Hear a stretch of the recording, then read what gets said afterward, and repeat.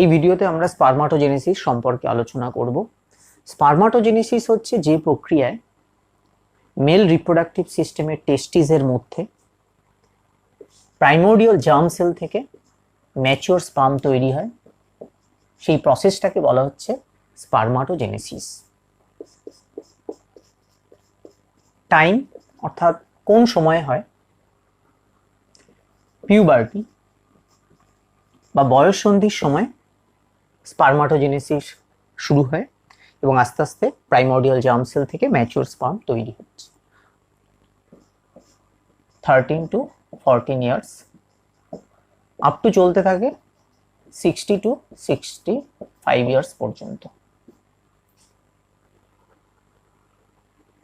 Female reproductive সিস্টেমের ক্ষেত্রে oogenesis অর্থাৎ এগ তৈরি হচ্ছে বিফোর বার্থ, অর্থাৎ কন্যা ভ্রূণ যখন মায়ের দেহের মধ্যে থাকছে সেই সময় তার ওভারিতে উজেনেসিস স্টার্ট হচ্ছে। কিন্তু এক্ষেত্রে পিউবার্টির সময়, বয়ঃসন্ধির সময় স্পারমাটোজেনেসিস শুরু হচ্ছে। এবার হচ্ছে কোথায় তৈরি হয়, যে স্পারমাটোজেনেসিস টেস্টিসের সেমিনিফেরাস টিউবিউলস, সেই সেমিনিফেরাস টিউবিউলসের মধ্যে স্পারমাটোজেনেসিস হচ্ছে। এটা হচ্ছে টেস্টিস। টেস্টিসের মধ্যে এরকম লোব রয়েছে, প্রত্যেকটা লোবের মধ্যে এরকম সেমিনিফেরাস টিউবিউলস আছে, যেগুলো মিলিত হয়ে রেটি টেস্টিস তৈরি করেছে।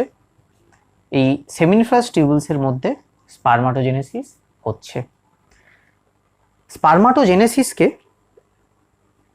দুটো ভাগে ভাগ করা যেতে পারে। একটা হচ্ছে স্পারমাটোসাইটোজেনেসিস। স্পারমাটোসাইটোজেনেসিস হচ্ছে যে প্রক্রিয়ায় প্রাইমোর্ডিয়াল জার্ম সেল থেকে স্পারমাটিড তৈরি হচ্ছে। আপ টু এই পর্যন্ত স্পারমাটিড, যে প্রাইমোর্ডিয়াল জার্ম সেল থেকে এই পর্যন্ত হচ্ছে স্পারমাটোসাইটোজেনেসিস। আর এখানে যে স্পারমাটিড থেকে আস্তে আস্তে ম্যাচিওর স্পার্ম তৈরি হচ্ছে সেটাকে স্পারমিওজেনেসিস বলা হয়। দুটো স্টেপ, স্পারমাটোসাইটোজেনেসিস আর স্পারমিওজেনেসিস। এবার স্পারমাটোসাইটোজেনেসিসের আবার তিনটে স্টেপ আছে।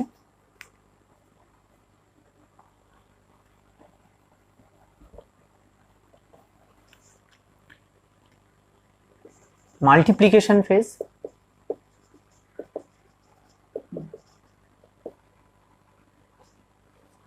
গ্রোথ ফেজ, আর লাস্ট হচ্ছে ম্যাচুরেশন ফেজ।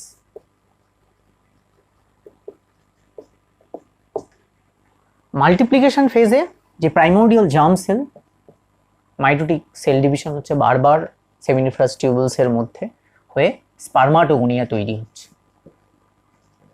স্পারমাটোগোনিয়া, এটা হচ্ছে স্পারমাটোগোনিয়া।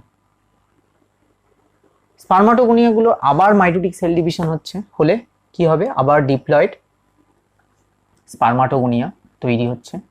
এইভাবে স্পারমাটোগোনিয়ার সংখ্যা বৃদ্ধি হচ্ছে। এটাকে বলা হচ্ছে মাল্টিপ্লিকেশন ফেজ।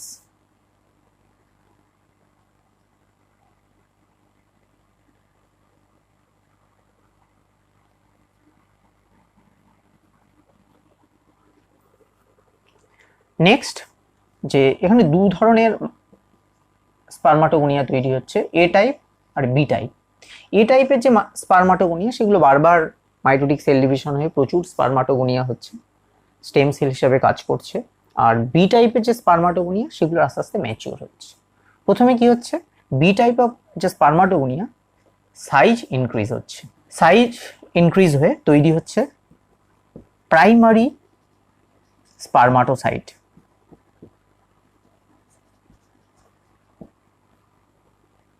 এটা হচ্ছে গ্রোথ ফেজ।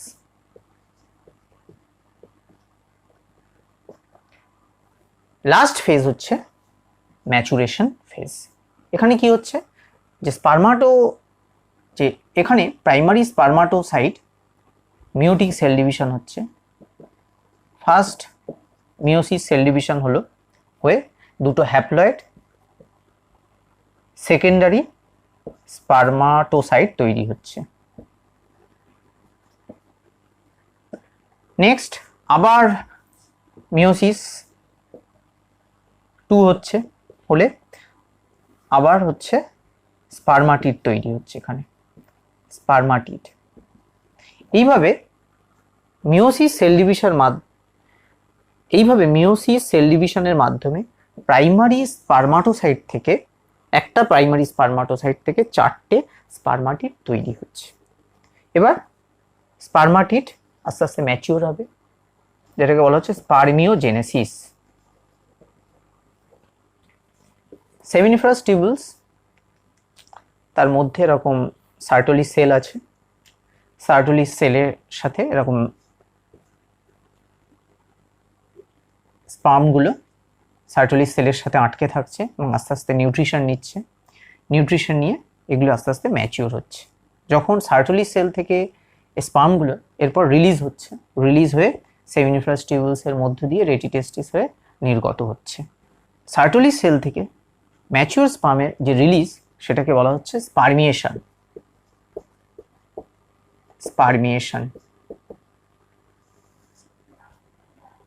এরপরে আমরা স্পারমাটোজেনেসিসের হরমোনাল কন্ট্রোল দেখব। Hypothalamus, master of master gland, যার থেকে GnRH gonadotropin releasing hormone secret করছে, যা অ্যান্টেরিয়র পিটুইটারি গ্ল্যান্ডকে উদ্দীপিত করছে। অ্যান্টেরিয়র পিটুইটারি থেকে তখন এলএইচ লিউটিনাইজিং হরমোন আর এফএসএইচ সিক্রেট হচ্ছে। এবার এলএইচ কাকে উদ্দীপিত করছে? লেডিক সেলকে উদ্দীপিত করছে, এবং লেডিক সেলকে উদ্দীপিত করলে তার থেকে টেস্টোস্টেরন হরমোন ক্ষরিত হচ্ছে। এবং টেস্টোস্টেরন হরমোন কি করছে? সেকেন্ডারি সেক্স ক্যারেক্টার ডেভেলপমেন্টে হেল্প করছে। এছাড়া টেস্টোস্টেরন স্পারমাটোজেনেসিসে হেল্প করছে।